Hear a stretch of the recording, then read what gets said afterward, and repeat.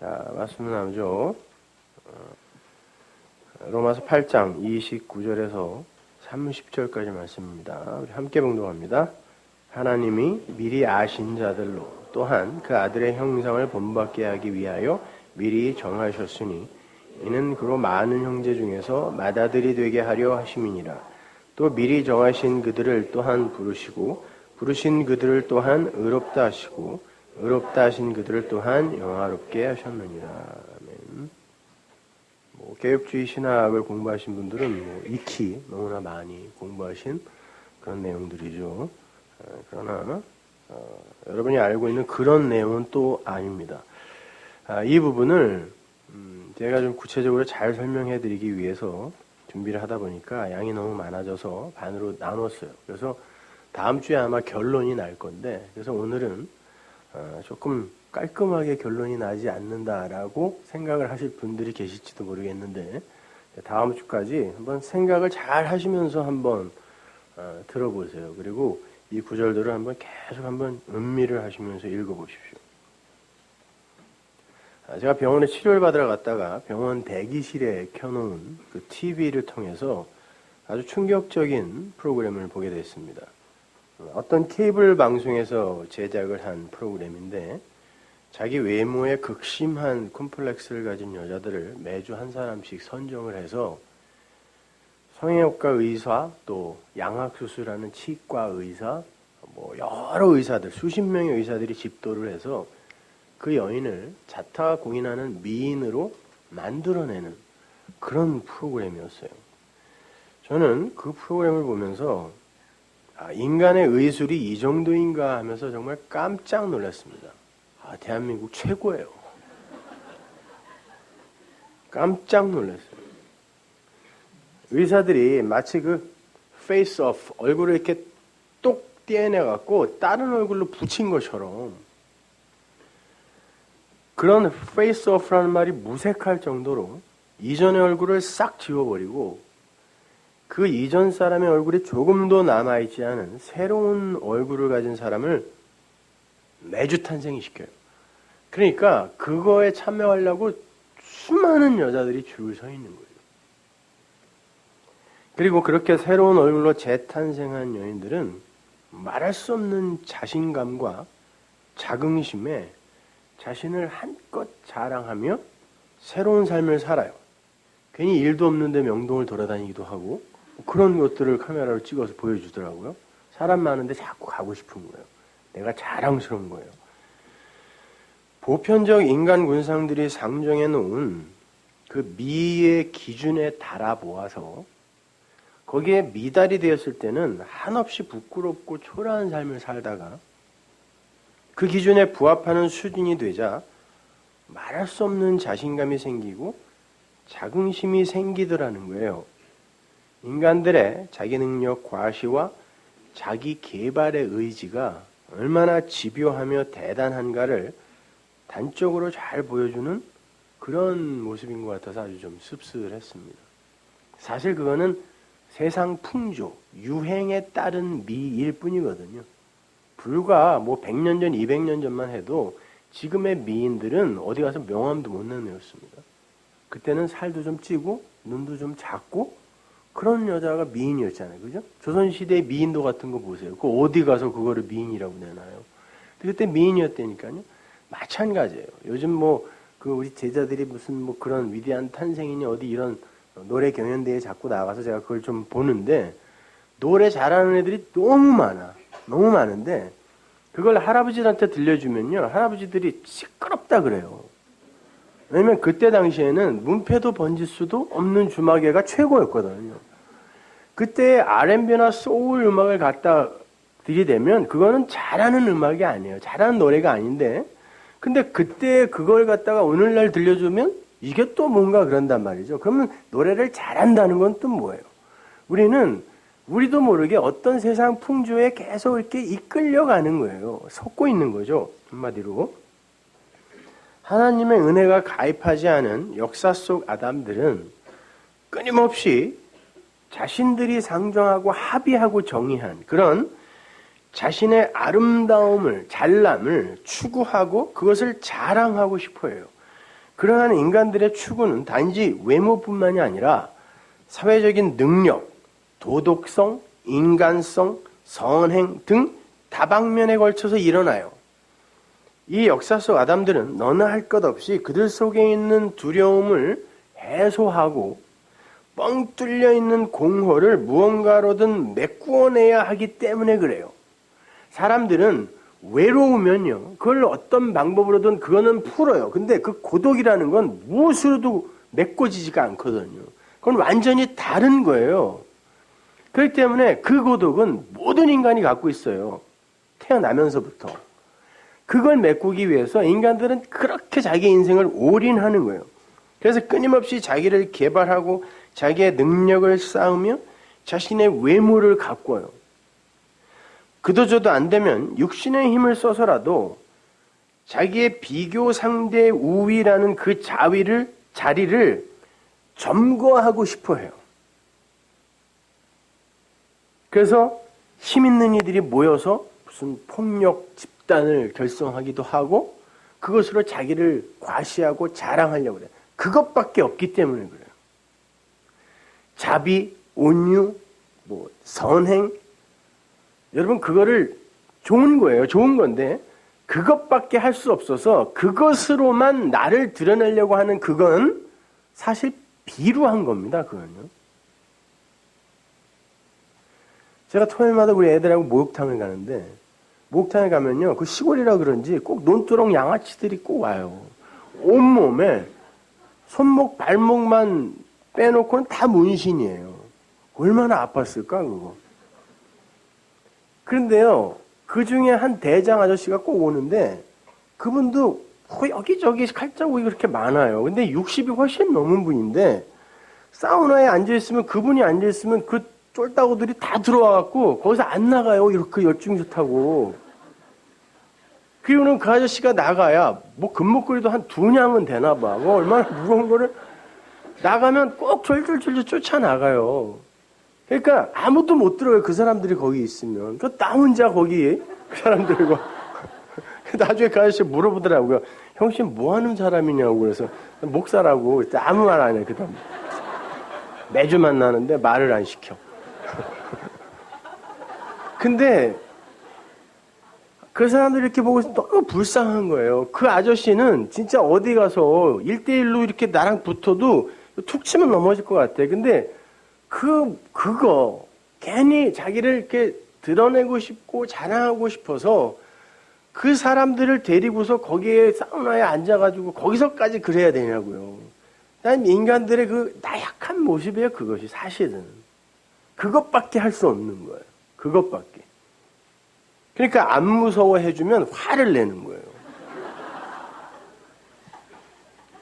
사람들은 그러한 그 스스로 강해지려는 시도, 스스로 자랑스러운 자가 되고 싶어하는 그 욕망, 그 스스로의 힘으로 구원에 이르고 싶어하는 그 저질스러운 욕구로 자기의 고민을, 고독을 메꾸려고 해요. 성경은 그걸 뭉뚱그려서 죄에 그래요.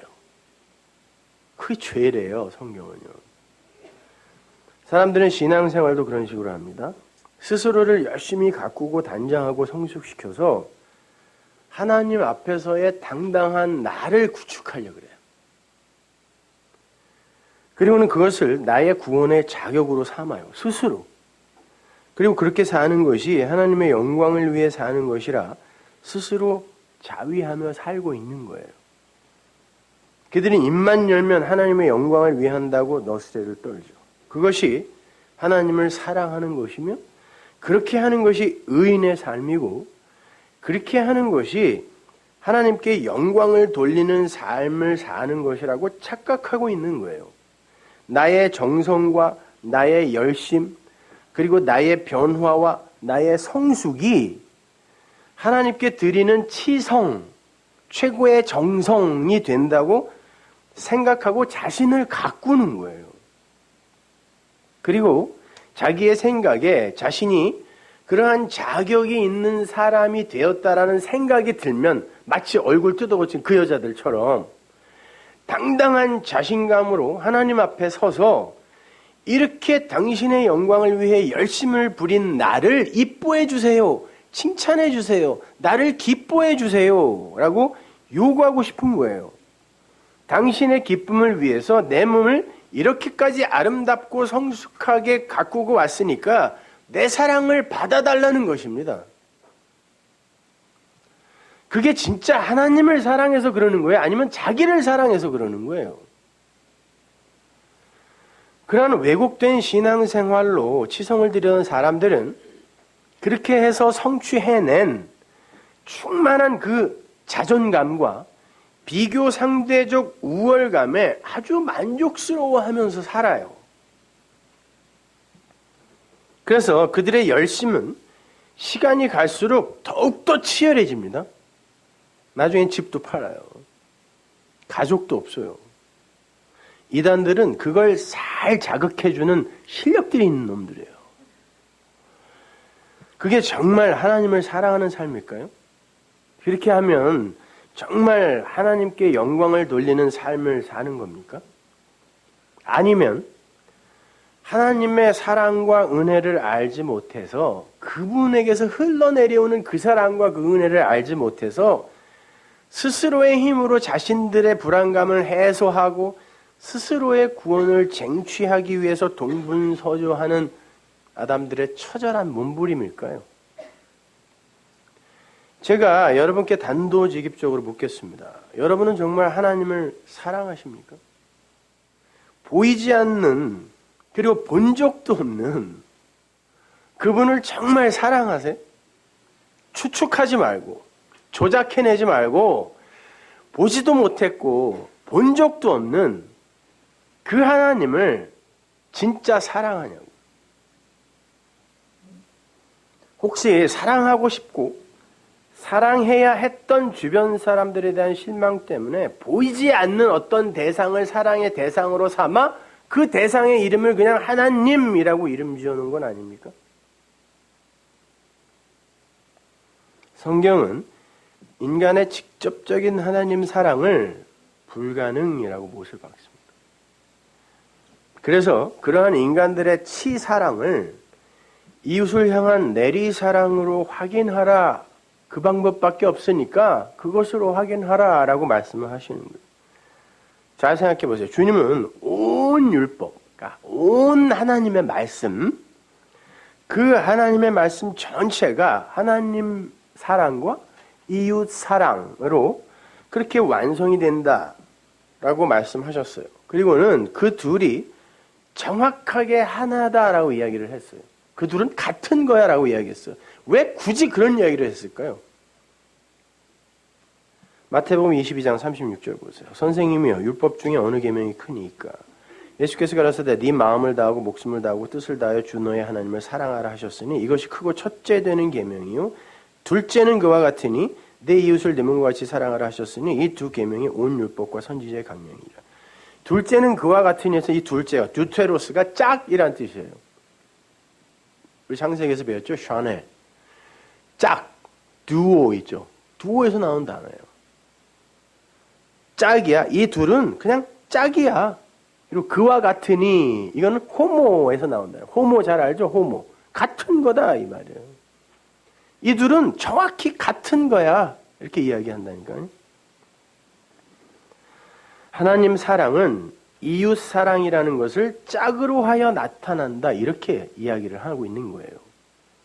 그래서 사도들은 아예 하나님 사랑의 부분을 빼버리고 이야기하기도 했어요. 갈라디아서 5장 14절 보세요. 온 율법은 내 이웃 사랑하기를 내 몸같이 하라 하신 한 말씀에 다 이루었느니라. 하나님 사랑은 어디로 사라졌네?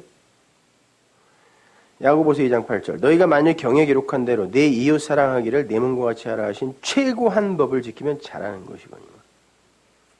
아니 아무리 주님이 하나님 사랑과 이웃 사랑은 같은 것, 호모이오스 같은 것이다 라고 말했다 손 치더라도 솔직히 하나님 사랑이 조금 더 가치 있는 것 같이 보이지 않아요? 근데 왜 사도들이 굳이 그걸 다 빼버렸을까요?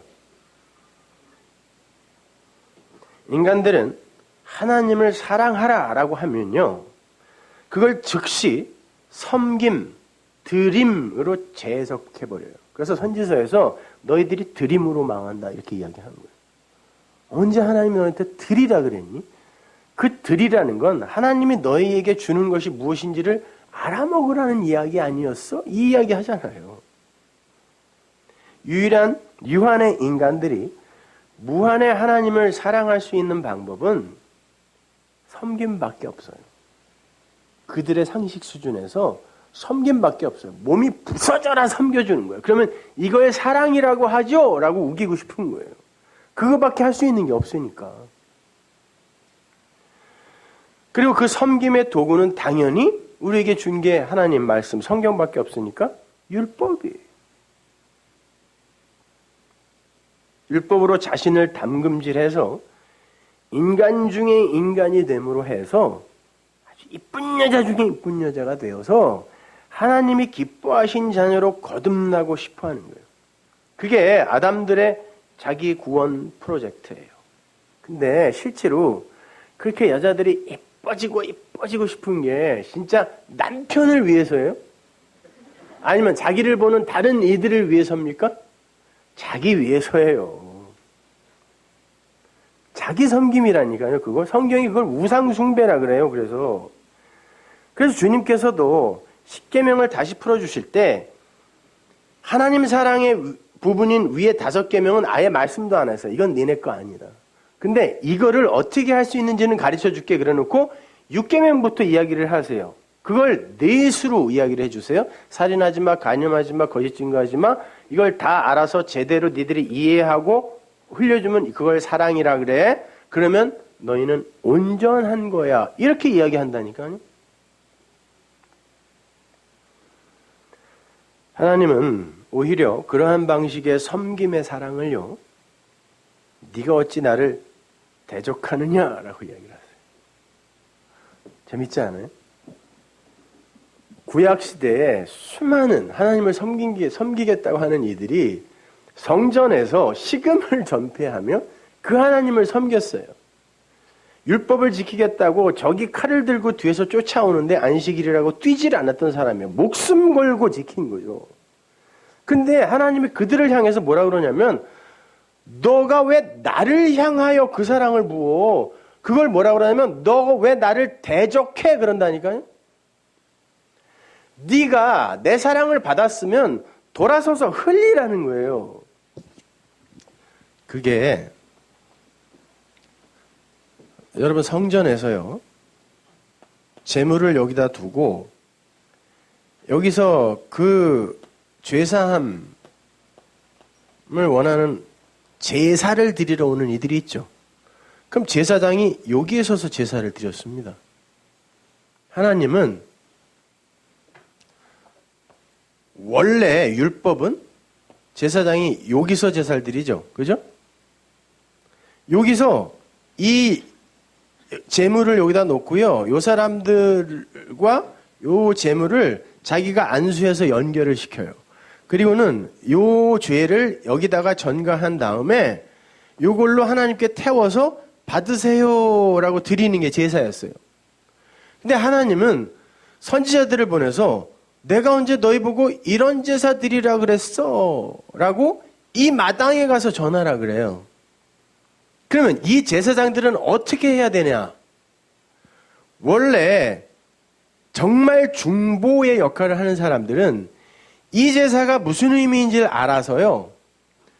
이리로 넘어가서 여기에 지성소가 있으니까 하나님을 등지고 이리로 사랑을 흘려보내야 되는 거예요.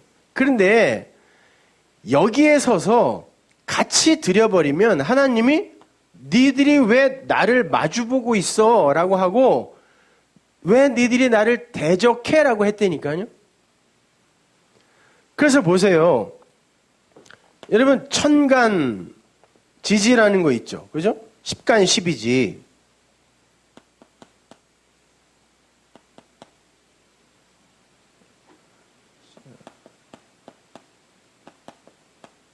이게 갑을병정 무기겸신계 해가지고 10개죠. 그죠? 근데 그거를 하늘이라 그래요. 거기에 첫 번째가 갑입니다. 그리고 이 땅지 12지 여기 보세요. 12이잖아요. 이게 자, 축, 인 이렇게 해가지고 쭉 해서 12개예요. 그럼 이게 뭐냐면요. 요 천간 하늘의 요 10가지 기둥을 갖고 요 12인 짐승에 불과한 것들이 다 짐승이란 말이에요, 이게요. 그래갖고 나중에 용으로 이게 대표가 되는데, 제가 용띠거든요. 그 용이 뭐냐면, 요 나머지 11 짐승의 특징을 이렇게 모아서 가상으로 만들어 놓은 거예요. 짐승의 대장. 그래서 성경에도 용이 나오는 거예요. 용 생각해 보세요. 돼지 코, 뱀 몸뚱아리, 쥐 꼬리, 닭발, 호랑이 이빨, 이 다 모아놓은 거란 말이에요. 그러니까, 요 짐승에 불과한 이 아래 것들이 이 하늘의 이 10계명이죠. 그죠? 열을 제대로 알아 12이 되면 그게 어떻게 되는 거예요? 어떻게 12이 되죠? 이게 열과 12이 하나 계속 만나서 나중에 다 만나면 60이죠. 그래서 40을 불혹이라 그러고 50을 지천명 하늘의 뜻을 알았다 그러고 60을 환갑이라고 하는데 환갑이 뭐냐면 그들이 다시 그걸 깨달아 하늘이 됐구나 이런 말이에요. 그럼 환갑이 되면 어떻게 되냐면 환갑상은요 늘 여기에서 같이 밥을 먹다가 이분이 일로 가서 이 환갑상을 제사상으로 받습니다. 잘들 몰라서 그렇지 환갑상을 차리는 의식은요 제사상하고 똑같아요. 당신은 땅에서 죽었다라는 뜻이에요. 그래서 축하했던 거예요, 이거요. 요즘은 오래오래 산다고 이 환갑을 축하하는 것도 이제 없어졌는데, 그건 이게 뭔지 몰라서 그러니까. 오래 살아서 축하하는 게 아니라니까요.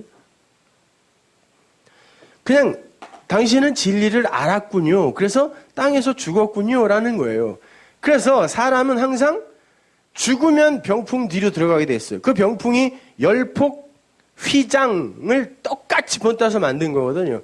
근데 그 휘장은 언제 찢어지냐면 그 사람의 육신의 숨이 멎어야 찢어져요. 그 비밀, 무스테리오는 열린다는 뜻이란 말입니다. 그러니까 그렇게 우리가 아무리 좋은 것으로 하나님을 섬긴다라고 할지라도 그것을 하나님을 향하여 자꾸 뭔가를 갚으려는 의도에서 섬김으로 내놓아 버리면 하나님은 네가 나를 대적한다라고 이야기한단 말이에요. 그걸 기특하다고 하지 않아요, 성경이요.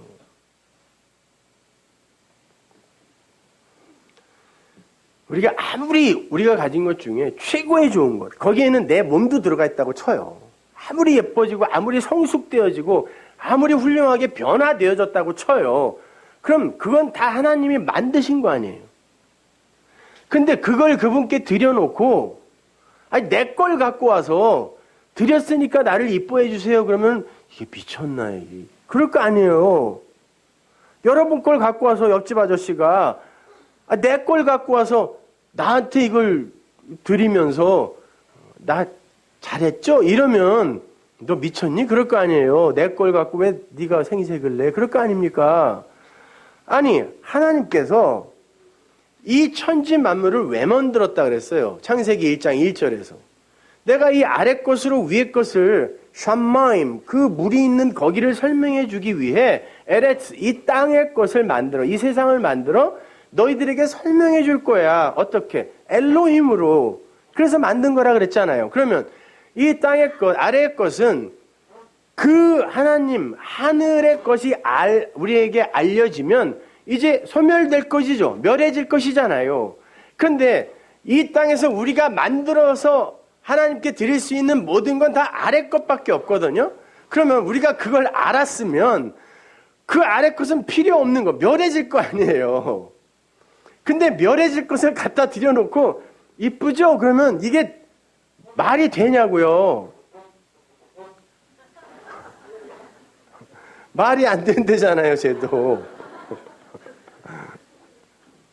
그래서 사무엘서에서 사무엘이 그러는 거예요. 사울, 네가 지금 하나님을 섬긴다고 살찐 소, 재물들 남겨갖고 왔는데 그건 마땅히 멸할 것 중에 좋은 것 아니냐? 그럼 마땅히 멸할 것 중에 좋은 것, 그걸 하나님이 받고 기뻐하실 것 같아? 아니, 하나님의 말을 들으라 그랬잖아. 이렇게 이야기해. 진리를 들으라 그랬잖아. 누가 너한테 그런 거 갖고 오래? 그럼 마땅히 멸할 것 중에 좋은 건데. 생각해봐서 성전 안에 제단에서 드려지던 제물이 우리가 하나님께 바쳐야 할 것을 모형으로 주신 겁니까? 아니잖아요. 하나님께서 친히 당신을 위하여 당신으로 드릴 그 제물을 그 번제단 위의 제물로 보여주신 거잖아요. 우리한테 드리라는 게 아니라 물두멍에서 우리 보고 거기서 깨끗이 씻고 오라는 거예요? 아니면 내가 하늘의 물, 그 말씀으로 너희를 깨끗이 씻겨서 내 백성으로 만들 거야. 새 언약에 이게. 그걸 보여주기 위해 물두멍을 준 거예요. 후자죠. 진설병, 내가 하늘의 떡, 그 만나, 말씀, 진리로 너희를 먹일 거야. 그러니까 나에게 받아 먹어라 라고 주신 거예요? 아니면 내가 배고프니까 떡 좀 바쳐라 라고 준 겁니까? 성전의 모든 건 하나님이 우리에게 주실 것을 그려놓은 거지, 니들이 나한테 갖다 바쳐야 할 것을 내가 이렇게 모형으로 준다라고 준 건 하나도 없단 말입니다. 그러면 그 성전 안에 그것들, 그 차서, 뒷댐이 된 그것들을 글로 적어준 게 성경이니까 우리는 그럼 그 성경을 갖고 하나님을 섬기려고 애를 써야 돼요. 하나님이 나를 섬겨주신 그 진리의 내용이 무엇인지를 알려고 애를 써야 돼요. 그런데 성경을 갖고 예배당에만 오면 뭘 그렇게 그냥 갖다가 바치려고들 하는지 말이죠. 몸뚱아리, 자기의 몸뚱아리까지 바치려고 한다니까. 하나님이 그거 대적한다 그랬단 말이에요. 자기를 대적한다.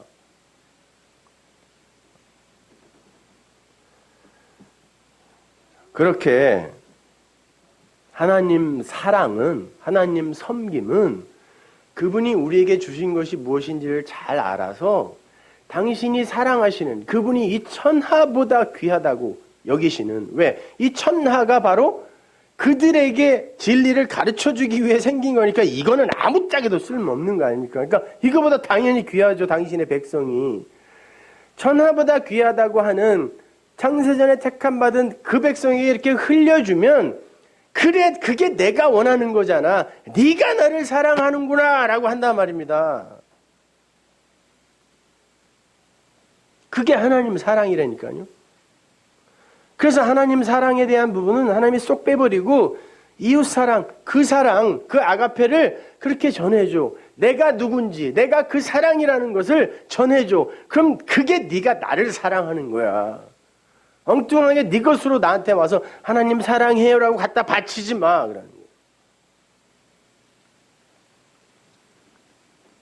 그럼에도 주님만 영광을 받으시라는 둥, 주님만이 나의 사랑이라는 둥, 주님이 다 하셨고 나는 먼지라는 둥, 그런 엉뚱한 소리들을 해야 되고, 어떤 이들은 그게 부러워서 언제 나는 당신처럼 그 주님을 사랑할 수 있을까요? 이러고 심파극들을 하고 앉아있는 거예요. 여러분, 기독교 신앙을 섬김의 신앙, 그 드림의 신앙으로 착각하고 있는 사람들은 두 가지 유형으로 나타나는데, 그 한 가지가 뭐냐면 그렇게 무엇으로라도 열심을 부려서 하나님이 기뻐하는 어떤 걸 만들어내려고 하는 이런 율법주의적 신앙으로 하나는 나타나고, 다른 하나는 그래요, 당신이 다 하셨죠. 당신의 피, 당신의 십자가가 다 이루셨죠. 그러니까 저는 아무것도 할 게 없는 거죠 라고 그걸 그냥 우상으로 갖고 있는 거. 이 둘로 나타나요. 둘은 완전히 다른 것 같죠. 그래서 서로들 욕하고 지랄들을 떤다니까 지금도. 니네는 율법주의야, 니네는 너무 방종해, 이러고 앉아있어요. 내가 보기엔 둘이 똑같은 거예요. 안 그래요? 그 십자가, 그 성경, 그 성전을 섬김의 대상으로 갖고 있으면 사람은 반드시 율법적 열심을 부리게 되어 있거나, 아니면 그걸 그냥 우상화 시켜놓고 나는 거기서 제외시켜버리는 이 두 가지 유형으로 나타난다니까요. 근데 똑같은 놈들이 서로 대척점에 서갖고 니들이 내가 잘났다지, 내가 잘났다, 네가 잘났다 이러고 앉아있다니까요.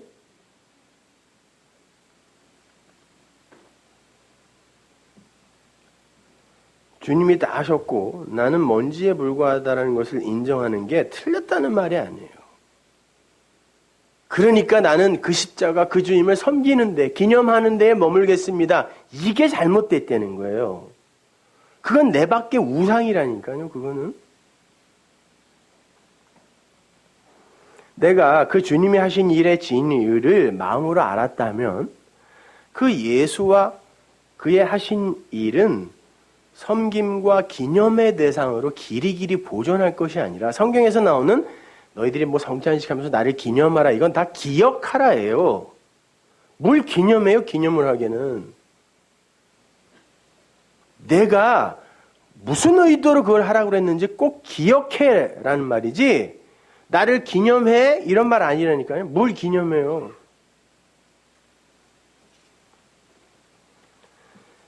그건 내가 그걸 그 내용을 진의로 알아먹었으면 즉시 두들겨 패서 파괴해야 할 거라니까요. 그거는.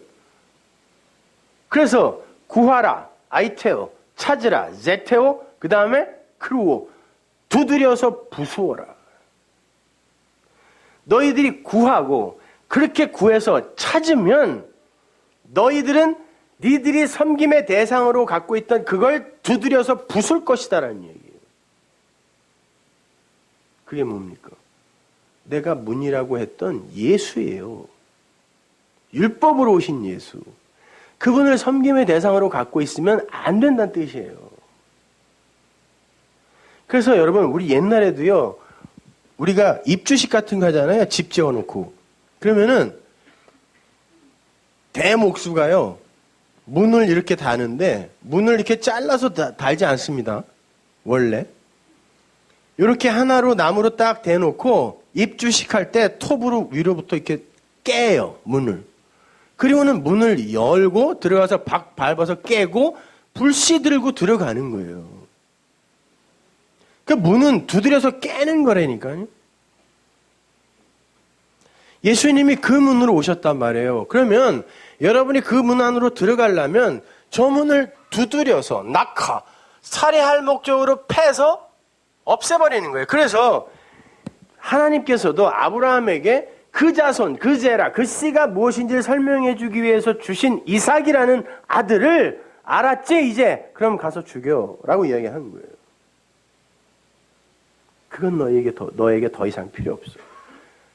그랬을 때 아브라함이 그렇죠. 맞죠. 제가 알아야 할 건 그거인 거죠. 중요한 건 이 이삭이 아닌 거죠. 하나님이 나를 제라, 그 후손, 그 아들로 만들어내셨다라는 그 진리를 이야기하는 거죠. 라고 했을 때 그 자손이 진짜 약속의 후손이 되는 거예요. 그걸 죽여야.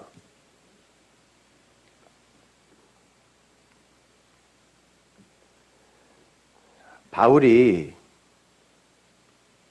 당시 율법주의의 그 침공으로 쑥대밭이 되어 있던 갈라디아 교회에게 이런 편지를 썼어요. 갈라디아서 5장 11절 보세요. 형제들아, 내가 지금까지 할례를 전하면 어찌하여 지금까지 핍박을 받으리요? 나는 너희에게 할례를 전하던 사람이다. 할례가 뭡니까? 우리는 택한 백성이다라는 표식을 스스로 자기 몸에 스티그마타, 흔적으로 남기는 거죠. 근데 당시에는 뭐 날카로운 메스나 이런 칼이 없기 때문에 돌을 팍 던져가지고요. 돌을 돌에다 던져서 파편이 튀잖아요. 그때 날카로운 돌 하나를 잡아서 표피를 잘라버렸어요. 근데 그게 얼마나 아팠는지, 그리고 부작용은 또 얼마나 많이 났겠어요. 그래갖고 그 세겜과 하몰이 야곱의 딸 디나를 강간했을 때 그 시므온하고 레위가 니네 다 할례해. 할례도 안 한 사람에게 내 동생 못 줘. 그래서 다 할례하게 만들어 놓고 둘이 가서 다 죽여버렸다니까요. 못 일어나가지고 제일 아플 때 사흘 때 가가지고. 그만큼 힘든 건데 난 지 8일 되는 애기들한테 그걸 행했다니까요. 그게 뭐예요? 내 몸을 들여서라도 당신이 기뻐하는 사람으로 나는 변하고야 말겠습니다. 이런 의지였어요, 그거요. 나쁜 거예요, 이게? 근데 하나님이 그거 나쁘다 그랬다니까요. 내가 할례를 그런 식으로 너에게 줬냐? 근데 이스라엘은 주구장창 그런 할례만 했단 말이에요. 그러니까 바울이 그러는 거예요. 당연히 자기도 할례를, 율법을 전하던 사람이었죠. 그래서 교회를 핍박했잖아요. 근데 내가 지금까지 할례를 전하면 그래야 했으면 십자가에 거치는 것이 그쳤으니 내가 십자가를 이야기했을 때 거리끼는 게 없을 거야. 이런 말이에요. 근데 이제는 할례를, 율법을 아니라고 하고 다니니까 십자가를 전할 때 거치는 것들이 생기는 거죠. 너희를 어지럽게 하는 자들이, 율법으로 어지럽게 하는 자들이 스스로 베어버리기를 원하노라. 아포콥토. 너희들이 내가 십자가 복음을 전했을 때 너희들을 미혹하는, 너희들을 어지럽게 하는 율법주의자들이 지금 있는데, 갈라디아 교회의 문제점이었잖아요, 그것이. 그거 계속 하려면 아포콥토. 그냥 아예 자르라 그래. 이런 말이에요. 비아냥이에요. 베지 말고 아포콥토. 그럼 아예 싹둑 잘라. 이런 말이에요. 그거 그렇게 좋아하면 아예 잘라버려라. 형제들아, 너희가 자유를 위하여 부르심을 입었으나 그러나 그 자유로 육체의 기회를 삼지 말고 오직 사랑으로 서로 종노릇해라. 야, 자유를 위해서 너희들 부름 받았잖아. 그리고 진리의 말씀을 받았잖아. 그걸로 왜 할례만 하고 있어? 내 몸을 들여 하나님, 그 하나님을 섬기려고 하고 있어. 아니, 사랑으로 서로 종노릇하라고 그거 준 거 아니냐? 이런. 온 율법은 내 이웃 사랑하기를 내 몸같이 하라 하신 한 말씀에 다 이루어지는 거야. 그 하나님께 네 몸 들여서 뭐 할 거야? 아, 그렇게 좋으면 잘러? 이런 말.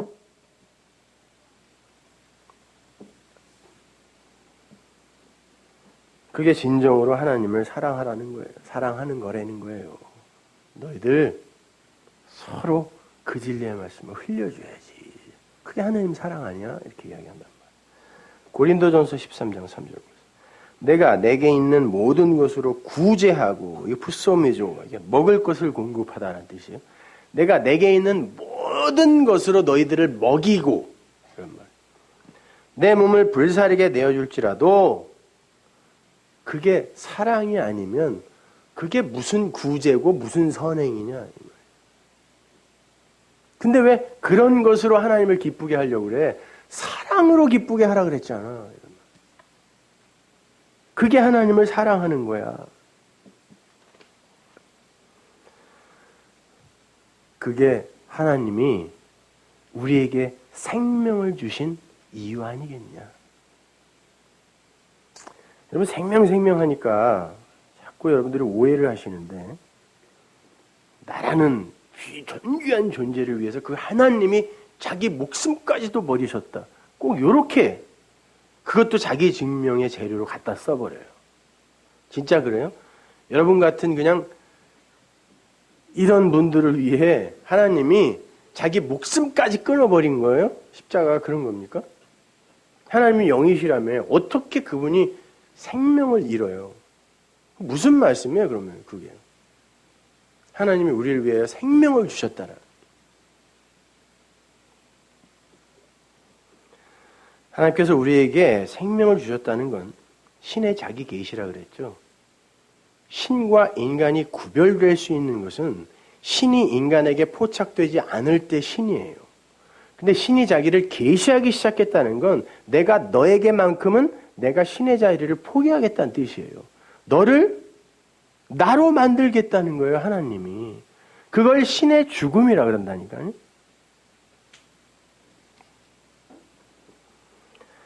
성경은 예수 안에 생명이 있다 그러죠.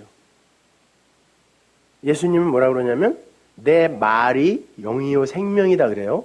그러면 그분 안에 있던 그 진리의 말씀이 생명이란 뜻입니다. 그러면 예수님이 여러분을 위해 생명을 줬다는 게 뭘 줬다는 거예요?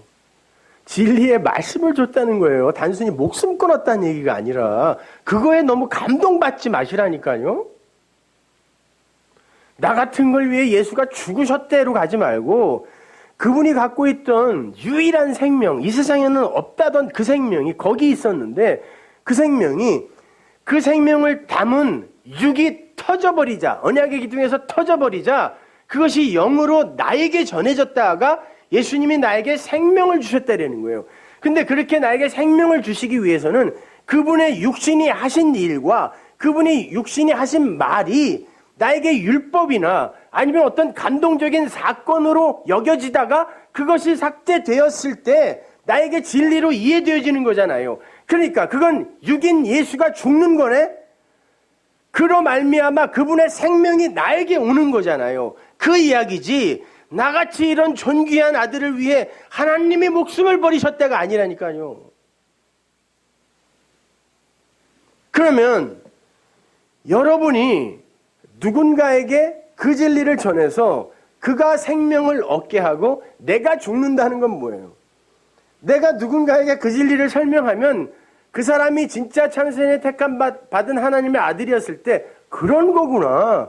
저 사람이 무슨 대단하게 공부를 열심히 해서 아니면 자기를 열심히 개발하고 성숙시켜서 하나님께 구원받은 게 아니라 그 진리, 그 사랑, 그 은혜가 저를 구원한 거구나 라고 그의 육이, 전환자의 육이 먼저 죽는 거예요.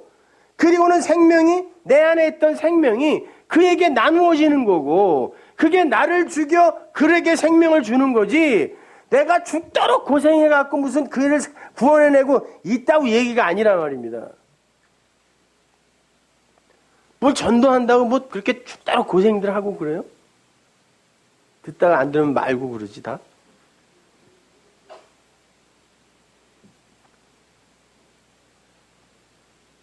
우리 주님은 그렇게 당신의 육적 공생애를 삭제당하신 분이에요.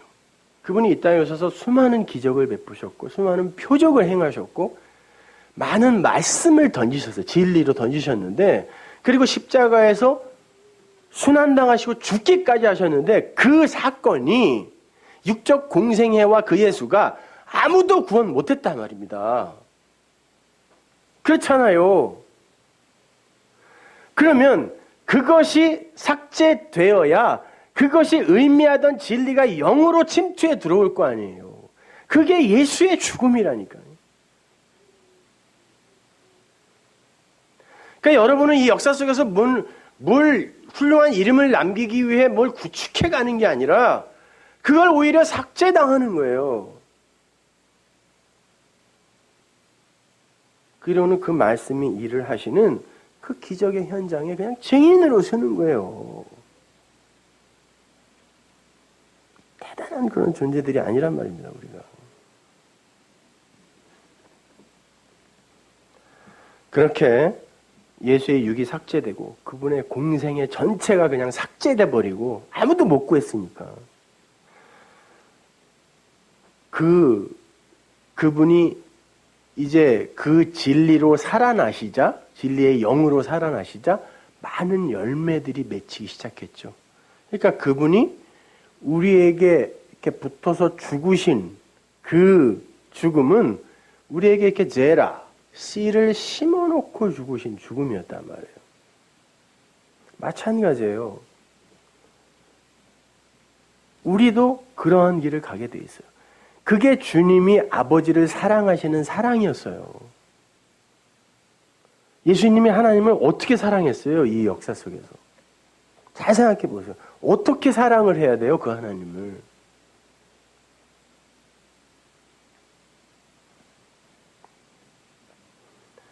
아들이 아버지를 사랑하고 있음을 보여줄 수 있는 유일한 방법은 그의 육을 부정당하고 그 안에 아버지가 사랑으로 부어주신 그 사랑을 드러내는 길밖에 없다니까요.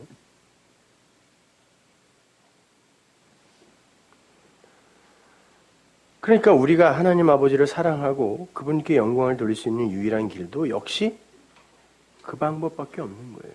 그래서 예수님이 이 땅에서 내가 아버지를 사랑한다라는 말을 딱 한 번밖에 안 하셨어요. 많이 하신 것 같죠? 아니요. 아버지가 나를 사랑하신다 그랬지 내가 아버지를 사랑한다라는 말은 딱 한 번밖에 안 했어요. 언제? 십자가에서 죽을 때요. 내가 아버지를 사랑해. 그러니까 그 아버지 뜻대로 죽을 거야. 이 말할 때 딱 한 번 했어요. 무슨 말이에요? 내가 진리를 담은 그릇으로서 깨지게 되면 그 아버지가 내 안에 담아놓은 진리가 많은 열매가 되어 씨가 되어 당신의 택한 아들들에게 들어갈 거야. 이게 내가 아버지를 사랑하는 유일한 길이야. 거기서 딱 한 번밖에 얘기 안 했어요.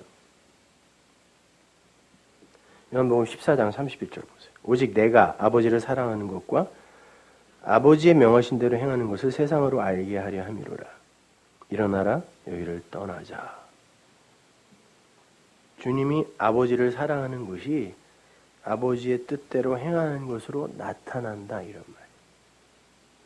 근데 그게 자신의 육체를 삭제당하고 자기 안에 있는 생명을 영으로 전달해 주는 거였단 말이에요. 그게 십자가며 그게 하나님 사랑이에요. 근데 그 사랑은 아버지로부터 흘러 내려온 사랑이었죠. 주님은 그 사랑을 흘려 보내준 것뿐이에요. 이게 이웃사랑, 하나님 사랑이란 말이에요. 요한복음 15장 9절 보세요. 아버지께서 나를 사랑하신 것 같이 나도 저희를 사랑하였으니 나의 사랑 안에 거하라. 잘 보세요. 아버지의 사랑이 나에게 흘러내려온 것처럼 나도 저희에게 이 사랑을 흘려 보내줬대요. 그런데 그 사랑을 받은 자가 어떻게 되나 보세요. 요한복음 10장 17절. 아버지께서 나를 사랑하시는 건 그건 이런 말이야. 내가 다시 목숨을 얻기 위하여 목숨을 버리는 거. 이를 내게서 빼앗는 자가 있는 것이 아니라 내가 스스로 버리니라. 여러분, 내가 스스로 목숨을 버린다는 게 무슨 말입니까? 여러분, 레위기에 보면 죽음은 절대, 시체는 절대 만지지도 말고 가까이 하지도 말라 그러죠. 그때 그 죽음이라는 말이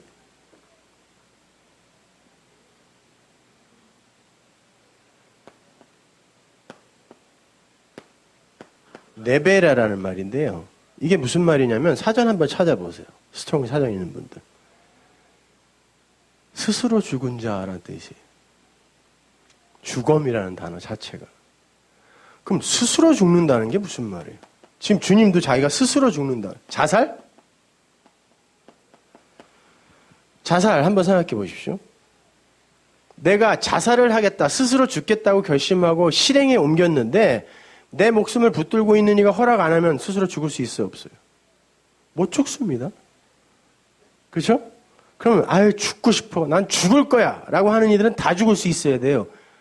근데 실패하는 경우도 왕왕 있습니다. 그건 스스로 죽는 게 아니에요. 그 생명을, 그 호흡을 붙들고 있는 누군가가 허락해야 죽을 수 있어요. 그러면 이 세상에서 스스로 죽을 수 있는 건 아무도 없어요. 그럼 스스로 죽을 수 있는 자는 누구? 이 땅에 하나님으로 오신 예수님밖에 없어요. 보세요. 예수님이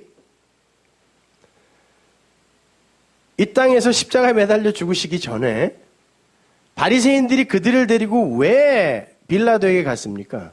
바리새인들이 그들을 죽일 권한이 없었죠. 예수를 죽일 권한이 없었어요. 근데 빌라도는요. 내가 아무리 봐도 너는 정치범이 아닌데? 너는 죽을 사람이 아니야. 너 나한테 얘기해. 네가 죄 없다고 한마디만 하면 놔줄게. 그랬는데 예수님이 아무 말도 안 했다 그래요. 그럼 빌라도는 죽일 마음이 없었고 이스라엘은 죽일 권한이 없었어요. 그때 스스로 죽을 수 있는 거는 하나님밖에 없어요. 그래서 하나님이 스스로 죽었다라고 하는 거예요. 자살이라는 건요. 그러니까 스스로 죽는다는 건 뭐냐면요. 아, 이 육은 이것 자체로 가치가 아닌 거구나 라고 알았을 때 그걸 스스로 죽는다 그래요. 근데 자살이라는 건 이 육이 너무 가치 있는데 내가 원하는 대로 안 되어줘서 죽는 걸 자살이라 그래요. 그건 스스로 죽는 게 아닙니다. 스스로 죽는 건 이 육신이라는 건 진리 앞에서, 하나님 앞에서 무가치한 거구나. 진리를 깨닫게 해주기 위해 나에게 주신 거구나 하고 알면 그때는 이거와 상관없이 되죠. 그걸 스스로 죽는다 그래요. 그래서 성도도 그 받아들인 예수와 똑같이 그 그 진리를 깨닫게 되었을 때, 그렇지, 이건 아니지. 이것이 생산해내는 걸 하나님이 무슨 기쁨으로 받으셔. 라고 깨달아 알게 되면 그게 스스로 죽는 거예요. 그러면 그 스스로 죽은 이가 나무에 달렸습니다. 근데 성경에 나무에 달린 자마다 저주받은 자니까 만지지도 말라라는 건 뭐냐면, 너희들 예수를 통하여 니들이 그게 뭔지를 알았다면 그 스스로 죽은 그거는 이제 버리고 돌아서서 그 사랑을 얘기하라는 거지, 그걸 기념하라는 게 아니라니까요. 그래서 스스로 죽은 거, 그 네베라는 만지지도 말아라라고 한 거예요. 그리고 일부러 단어를 그런 걸 갖다 썼다니까요.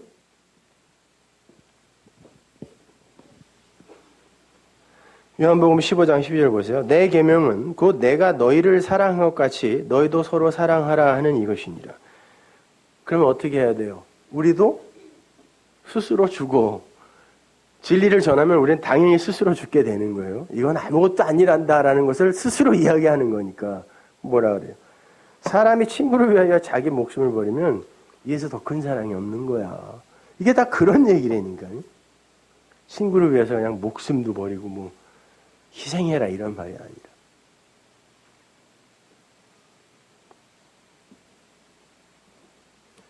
자, 제가 이렇게 한번 설명해 볼게요. 성경은 언약의 기둥에서 당신의 육과 생애를 삭제당하시고 우리에게 생명을 주시는 그리스도 예수를 우리의 신랑이라 그러죠. 율법으로 오신 십자가 이전의 예수는 로마서 7장에 나오는 첫 번째 남편입니다. 죽어야 하는 남편. 죽기 위해 오신 남편. 그런데 그 신랑이 죽고 새로운 신랑이 오는데 그 새로운 신랑은 불의 혀처럼 오시는 말이라는 신랑이에요. 말씀, 그리스도의 영, 푸뉴마라는 신랑이라니까요. 새 신랑은. 그 이야기가 가나의 혼인잔치 이야기예요. 첫 번째 신랑, 두 번째 신랑. 제가 수요일 날 그 새 떡, 우리에게 일용할 양식을 주옵시고 해서 그 떡, 그거를 밑에서 새 떡이라고 이야기하거든요. 주님이. 그게 무엇인지 제가 설명해 드리면서 그건 제가 자세히 설명해 드릴게요. 제가 여러 번 말씀드렸다시피 신랑이라는 개념은 연합의 개념을 설명하기 위해서 동원된 것이에요. 신랑이 없으면 사람 취급도 받지 못하는 과부. 당시 고대 시대의 과부는 그런 존재였어요. 그래서 고아와 과부라고 이야기하는 거예요. 구제의 대상을. 그 군의 네케바죠. 그죠?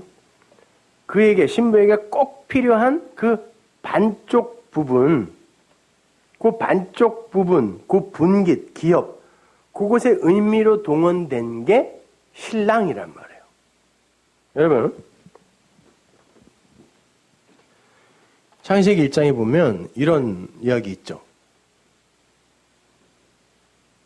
하나님이 당신의 형상으로, 제가 다음 시간에, 주일 시간에 형상에 대해서 이야기할 건데, 형상으로 남자와 여자를 만들었는데 그게 사람이다 그래요. 그래 놓고는 그 사람을 하아담이라고 이야기합니다. 그래 놓고 이거는 남성 단수로 써버려요. 근데 이 하아담, 사람을 만들었다라고 하면서 남자와 여자를 만들었다 그럴 때는 자칼이라는 말과 네케바라는 말을 써요. 이게 남자고 이게 여자인데요. 이 남자와 여자, 남성이고 여성이거든요. 근데 이거를 합쳐서 남성 단수로 써버려요. 그러면 보십시오. 이 자칼이라는 건 뭐냐면 원래는 이쉬, 이쏴 이렇게 쓰거든요. 남자, 여자 할 때는. 근데 꼭 거기서만 자칼, 여섯째 남, 네케바 이렇게 남편, 아내 이런 개념으로 써버려요. 그래놓고 요거는 합쳐져서 하나야라고 이야기한다니까요. 그래서 하나님이 천국에는 있지도 않은 결혼이라는 걸 이 세상에 만들어 놓은 거예요. 요거 배우라고요. 그래서 남자와 여자는 하나가 되는 거예요. 하나. 그래서 가정에서는 항상 이 하나가 되기를 힘써야 되는 거죠. 그래서 남자와 여자가 잠자리에서도 하나가 되는 거예요. 그것이요. 에하드예요. 그게 통일, 하나, 연합이라는 거예요. 그게 뭐냐면 이 네케바라는 그릇이 자칼이라는 요 내용을 받게 되면요. 요렇게 돼요. 요게 네케바고요. 요게 자칼이에요. 그래서 요렇게 딱 맞물리게 되면 하나로 그냥 합쳐지는 거예요. 요철처럼. 그래가지고 요게 반, 요게 반 이렇게 돼요. 그래서 요게 자칼, 요게 네케바 이렇게 돼야 비로소 하나 아들이 되는 거거든요. 근데 요게 반씩 나눠져 버리면 요거를 성경이 독처라 그래요. 독처하는 것이 좋지 못하다 그러죠. 그 좋지 못하다라는 단어도 뭐냐면은 로토브라는 뜻이에요. 이게 뭐냐면 선하지 않다. 악이다라는 말이에요. 이게 악. 그러면 이렇게 하나님도 우리 인간도 관계없이 그냥 홀로 있어버리면 인간은 물론 악이지만 하나님도 악하기로 결정해버린 거예요. 그러니까 반드시 하나님은 당신의 아내 신부를 만들어내셔야 돼요. 그래서 요렇게 둘이 하나가 되면 요 남편이 요렇게 아내에게 가서 요 아내를 아들로 만들어내는 거잖아요. 그래서 요 신랑을 성경은 또 부모라고도 써요. 이게 다 그냥 말씀 이야기 하는 거예요. 우리의 남편이 그 진리의 말씀이고 우리를 낳는 아버지 어머니가 바로 그 말씀이다. 이렇게 이야기하는 거예요. 성경이. 그러니까 성경에 나오는 아버지 어머니 이야기는 육신의 아버지 어머니 이야기는 한 군데도 없고 전부 나를 낳는 그 하나님, 그 하나님의 말씀을 이야기하는 거예요. 네 부모를 공경해라. 마찬가지야 다. 나를 낳아주는 그 말씀을 가치 있게 여겨야죠. 공경해야죠. 자랑해야죠. 그것이 사랑인데 그것이 말씀을 전하는 거고 그 얘기하는 거란 말입니다.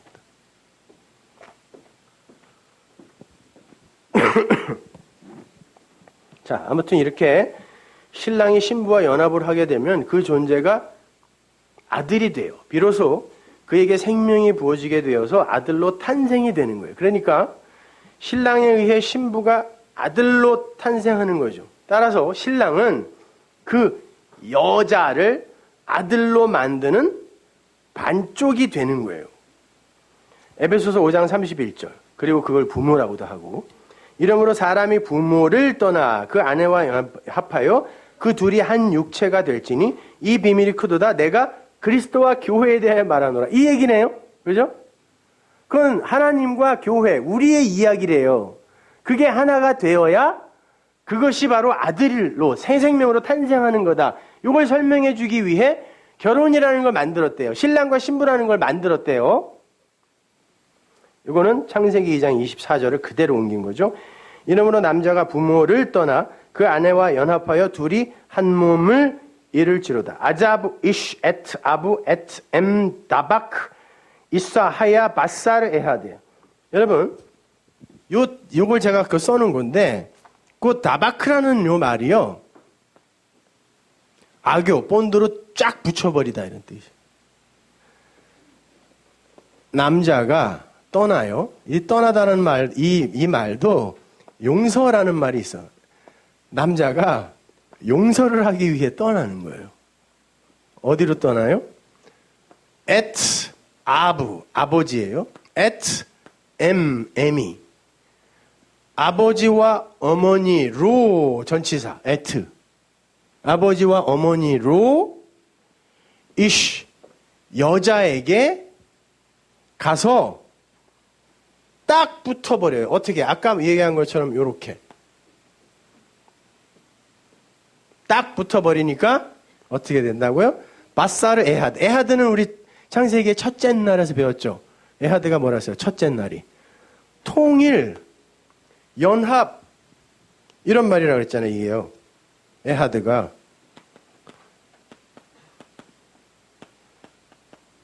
그게 연합이야. 이런 말이에요. 남자가 뭐 부모를 떠나가지고 여자와 한 몸이 되니까 절대 시댁에는 가면 안 돼. 이런 말이 아니라 떠났으면 그만이지. 이런 말이 아니라 아버지와 어머니로 우리 주님이 우리에게 떠나오셔서 붙어버리는 거예요. 그래서 갈라디아서에서 하늘에 계신 그 말씀을 어머니라 그래요. 새 언약을. 그죠? 어머니라 그러고 우리 안에 계신 그걸 또 아버지라고 하죠. 근데 내가 이게 뭐랬어요? 하나님의 집, 성전, 이걸 아버지라고 읽는다 그랬어요. 내가 그 말씀을 안에 가져 하나님의 집이 되면 내가 또 아버지죠. 그래서 하나님이 아버지와 나는 하나다라고 이야기를 하는 게 그 말이란 말이에요. 그럼 난 또 아버지가 되어서 누군가를 또 낳죠. 그래서 바울이 디모데 보고 내 아들! 내 아들. 내 아들. 내가 그 말씀으로 낳은 아들. 이렇게 이야기하는 거예요.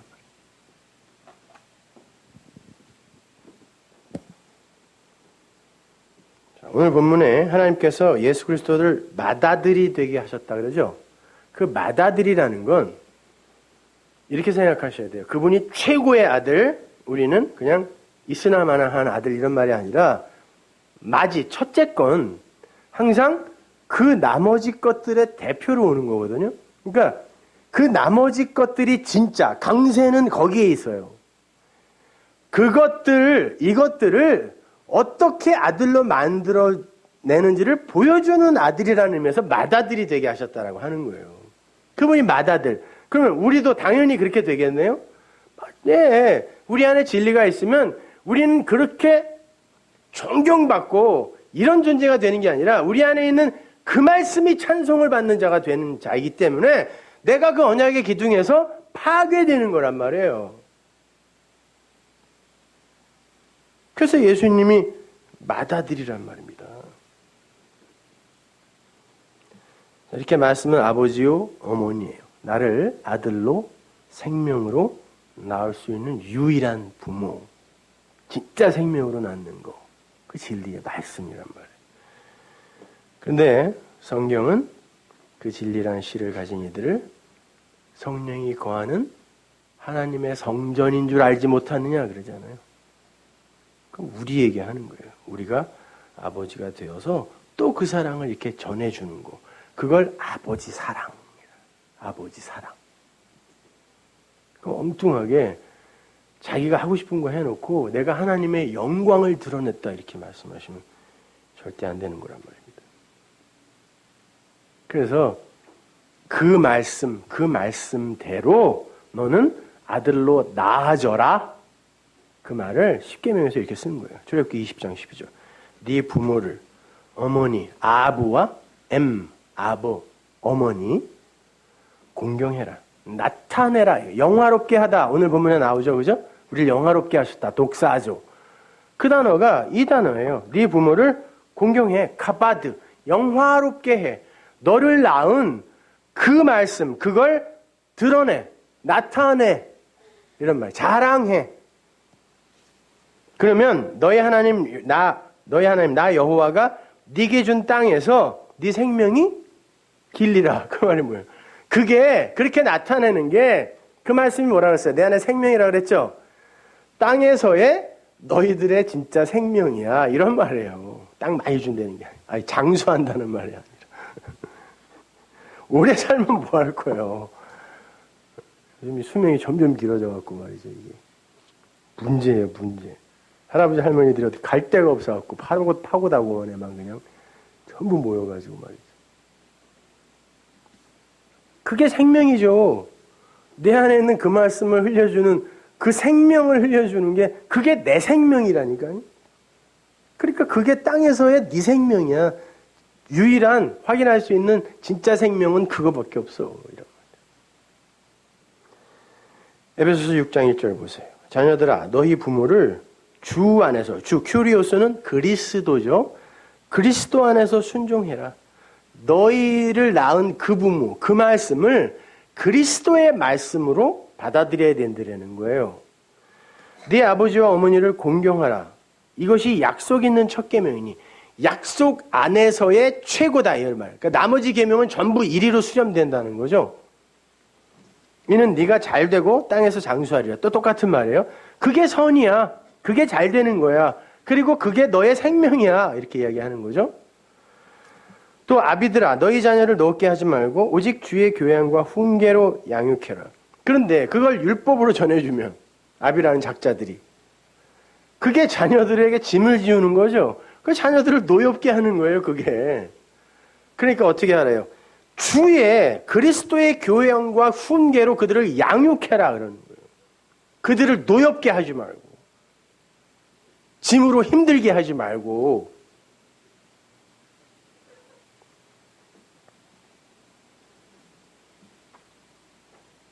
주님께서는 고르반이라는 걸 예로 들어서 그러한 율법과 진리를 설명해 주시기도 하셨습니다. 마태복음 15장 2절. 당신의 제자들이 어찌하여 장로들의 유전을 범하나이까? 여기서 유전이 파라도시스, 전통적인 율법이라는 거예요. 유대인들의 전통적 율법. 그 유전을 범하나이까? 떡 먹을 때 손을 씻지 아니하나이다. 여러분, 떡 먹을 때 손 씻어라는 율법에 있습니다. 왜요? 그 떡을 먹을 때 너희들이 깨끗해져 있지 않으면 너희들은 그 떡 못 먹으라는 의미에서 그렇게 준 건데 얘네들은 손만 씻고 있었던 거예요. 대답하여 가라사대 너희는 어찌하여 너희 유전으로 하나님의 계명을 범하느냐. 하나님이 이르셨으되 네 부모를 공경하라 하시고 또 아비나 어미를 회방하는 자는 반드시 죽으리라 하셨거늘. 너희들 그게 부모 공경하는 거냐? 그게 너희들 낳는 그 말씀을 제대로 이해하고 지금 열심히 그 부모 공경하는 거야? 그건 부모 회방하는 거야. 그 말이에요. 너희는 가로되 누구든지 아비에게나 어미에게 말하기를 내가 드려 유익하게 할 것이 하나님께 드림이 되었다고 하기만 하면, 내가 드려서 나에게 유익하게 될 것을 내가 드리기만 하면 그게 그 아버지가 원하는 거 아니야? 이렇게 이야기한다는 거예요. 보세요. 갑자기 떡 먹을 때 손 씻는 이야기에서 여기까지 아버지 어머니 이야기까지 왜 오겠냐고요, 이게. 율법의 이야기를 갖고 주님이 그건 진리로 이해해야지라고 말씀하시는 거란 말이에요. 그 부모를 공경할 것이 없다 하여 너희 유전으로 하나님의 말씀을 폐하는도다. 너희들이 그걸 갖다가 그냥 들여버리는 걸로, 너희들의 손이나 씻는 걸로 그렇게 이해를 하고는 너희들은 그 부모를 공경할 필요가 없다라고, 이제 더 이상 그게 말씀의 전부지라고 한다면 너희들은 죽은 목숨이다. 외식하는 자들아, 이사야가 너희에게 대해 잘 예언하였도다. 일렀을 때 이 백성이 입술로는 나를 존경하되 마음은 내게서 멀구나. 사람의 계명으로 교훈을 삼아 가르치니, 보세요. 사람의 계명, 율법이지 뭐예요 이게. 도덕윤리.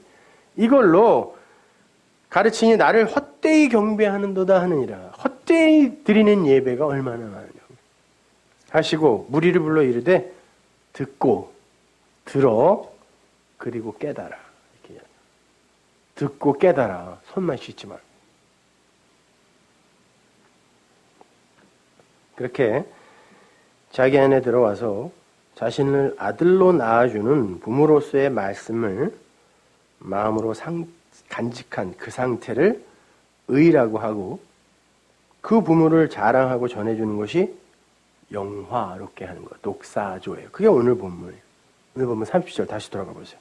또 미리 정하신 그들을 또한 부르시고 부르신 그들을 또한 의롭다 하시고 의롭다 하신 그들을 또한 영화롭게 하셨느니라. 미리 정했다라는 건 하나님께서 당신의 나라 울타리를 미리 쳐놓으셨다라는 의미예요. 프로, 이전이라는 전치사와 호리조라는 동사의 합성어거든요. 그 호리조가 울타리를 치다, 결정짓다, 경계짓다, 경내, 이런 말이에요. 그렇게 하나님은 당신의 백성들을 경내에 두셨어요. 그래서 이스라엘에게 진짜 중요했던 게 뭐였냐면요. 성전이 아니라 성벽이었어요. 그래서 스룹바벨이 바벨론에서 돌아오자마자 재건한 게 성전 아닙니다. 성벽이에요. 성벽은 뭐냐면 하나님께서 당신의 택한 백성들을요, 이렇게 예루살렘 성벽을 둘러쳐 놓고 이 밖은 이방, 물론 상징적인 거죠. 여기는 하나님의 백성이라고 이야기를 했어요. 그래서 그들은 이걸 되게 중요시 여겨가지고 이게 무너지면 이것부터 그냥 지워버렸단 말이에요. 미리 정하셨다라는 게 그런 말이에요. 하나님은 당신의 백성들을 이미 이 울타리 안에 넣어 놓으신 거예요. 창세 전에. 그래 놓고는 이 울타리 밖으로 내보내시는 거예요.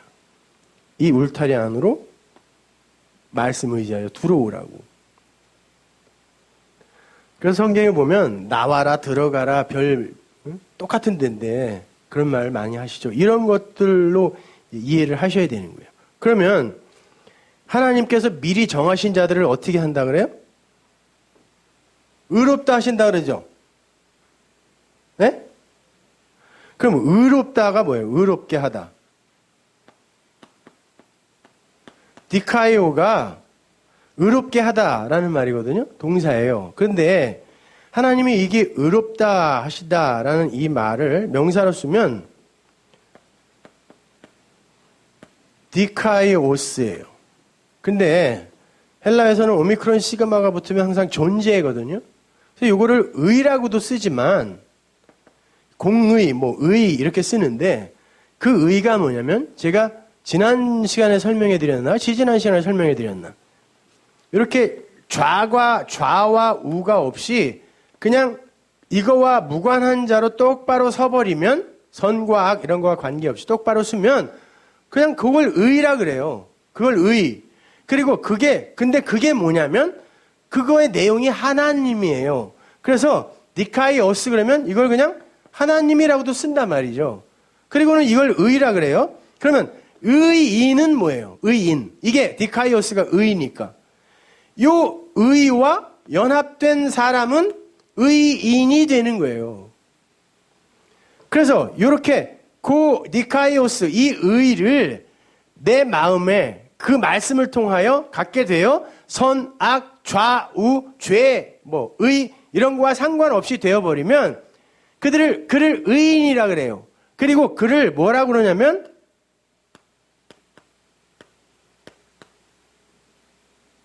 니카이오수네라 그래요. 많이 들어보셨죠? 그죠? 다 의라고 번역을 해놔갖고 개혁성경은 이 수네는 내가 마음으로 가지고 있는 상태. 그래서 그게 내 안에 있으면 그게 나잖아요. 그 상태를 니카이오수네라 그래요. 자, 다시요. 하나님이 우리를 니카이오, 의롭게 해버리시면 그 의롭게 하는 게 뭐냐면 우리 안에 이 디카이오스, 의를 집어넣으시는 건데 그 의가 뭐냐면 말씀으로 좌도 없고 우도 없고 되어버린 그 똑바로 위에 서 있는 그 하나님이란 말이에요.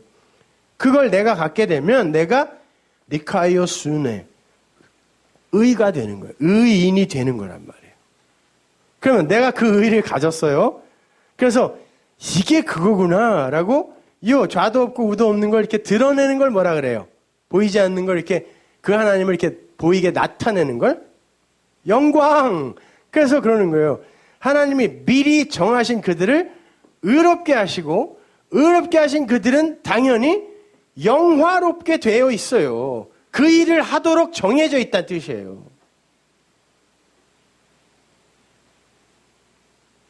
하나도 안 어렵죠, 그죠?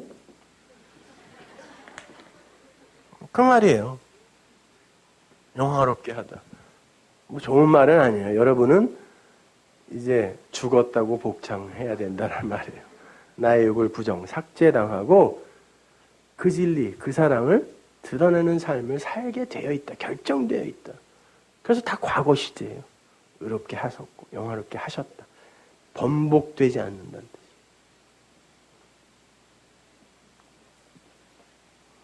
우리가 이렇게 말씀을 공부하고 전하고 하면 그래도 자기가 그래도 조금은 자기를 자랑하고 싶잖아요. 그죠?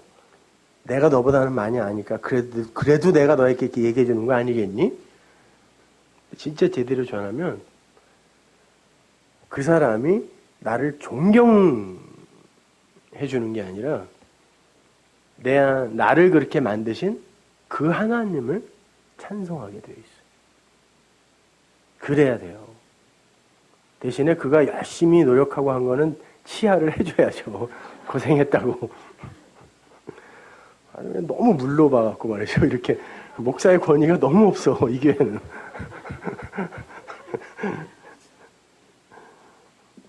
자, 그 영광에 대해서 제가 조금만 더 설명하고 오늘은 마치고 다음 주에 제가 대단원의 결론을 내드릴게요.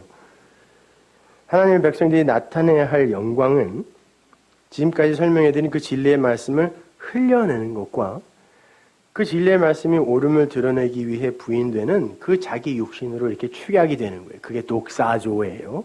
영광을 드러내다. 영화롭게 되다. 그걸 베드로 사도가 이렇게 이야기합니다.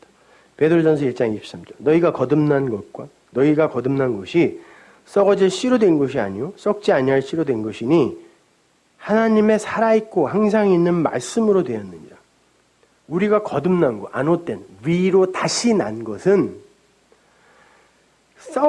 썩는 것으로 된 게 아니라 썩지 아니할 하나님의 말씀으로 됐대요.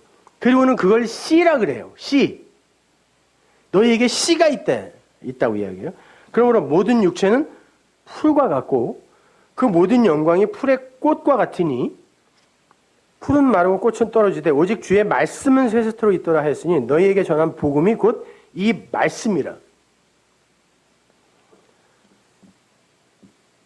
자, 그 말씀이 씨로 내 안에 들어오게 되면 두 가지 일이 일어난대요. 베드로가 지금 무슨 일이래요?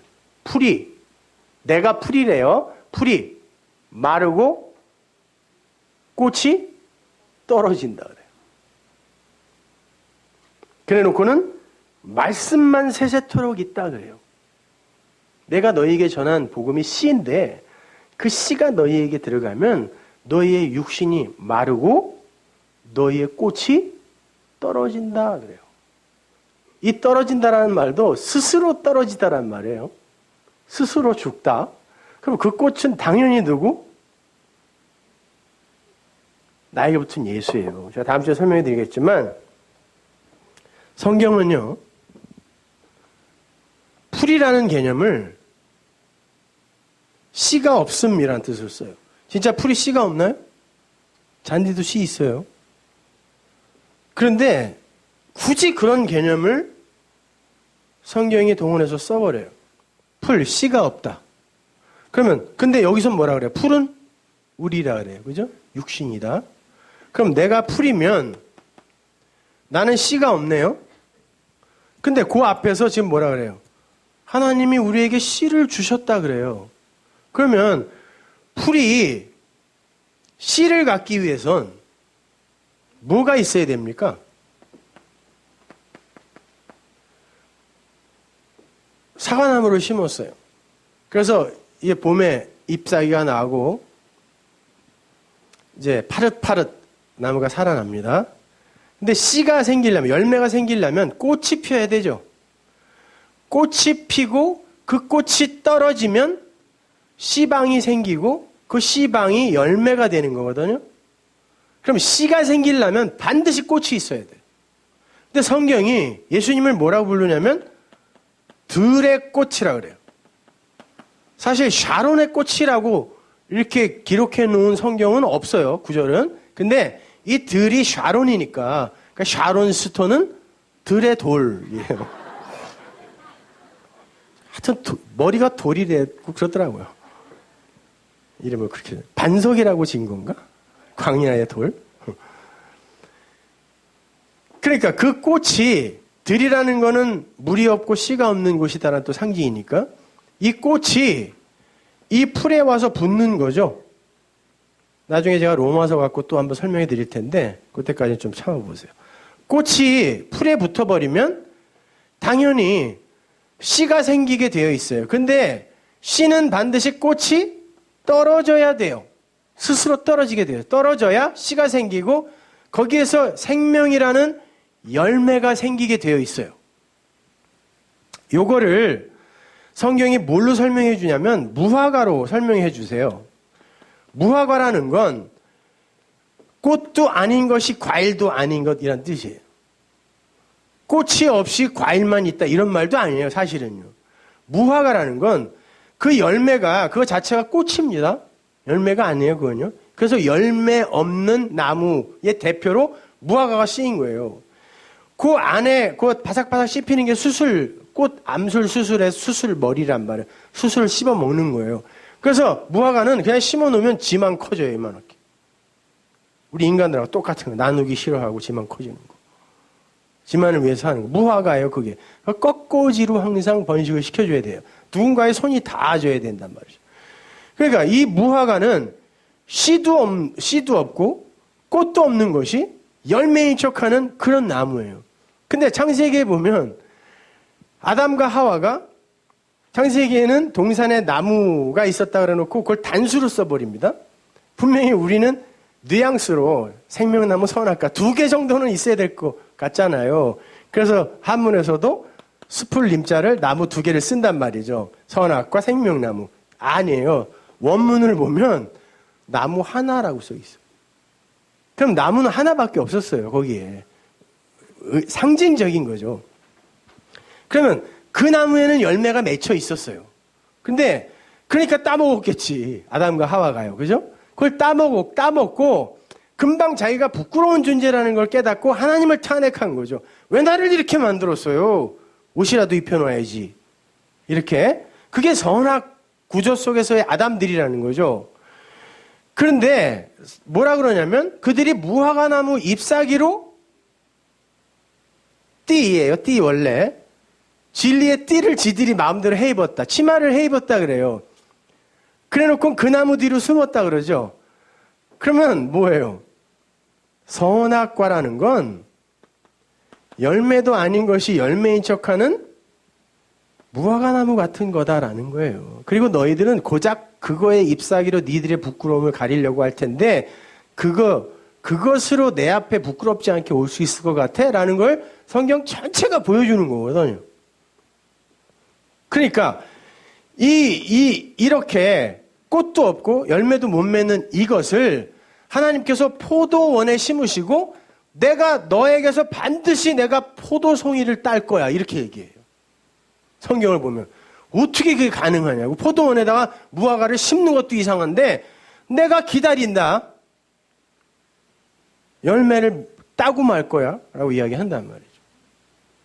그러니까 이건 우리 얘기하는 거예요. 그러니까 이런 씨도 없고 열매도 없는 것에 꽃이 갖다 붙어 그것이 떨어지면, 다른 말로 우리가 진짜 씨를 받게 되면 그의 수는 떨어지는 꽃이 돼야 되는 거예요. 나에게 늘 만개 피어 있으면 안 돼. 그건 조화예요. 인간들이 조작해낸 예수. 근데 우리는 그분을 기억에서 지우는 걸 너무 불경스럽게 생각해. 그래서 늘 살려놓는다니까? 그럼 그분은 여러분에게 안 죽은 예수예요.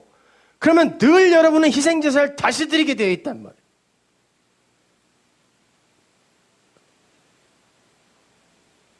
그러니까 희생제사 드리고 아니면 거기다 그냥 살려놓고 나는 아무것도 아니에요. 당신이 다 하셨어요. 이러고 앉아있는 거예요. 둘이 똑같은 놈들이에요.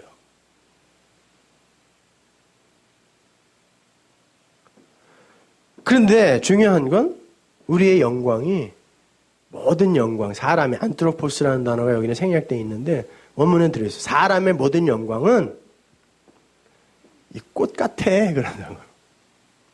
어떻게 된다는 거예요? 여러분은 씨 심고 떨어져 죽으라는 뜻이에요.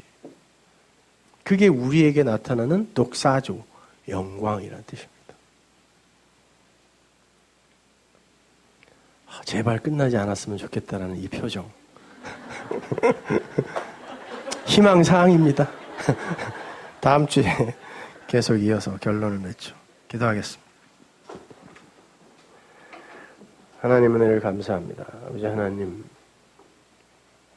저희들은 그렇게 떨어지는 꽃으로 하나님의 영광을 나타내기로 되어 있는데 하나님 앞에서 활짝 핀 만개한 꽃으로 하나님을 기쁘게 해드리겠다라고 이렇게들 분주하게 살고 있습니다. 하나님, 그 진리의 말씀이 우리를 더욱더 잘게 부수게 하셔서 하나님이 정말 기뻐하시는 것이 무엇인지, 그리고 하나님을 정말 사랑하는 것이 무엇인지 올바로 사랑할 수 있게 하시고 올바로 전할 수 있게 도와주옵소서. 예수님의 이름으로 기도합니다. 아멘.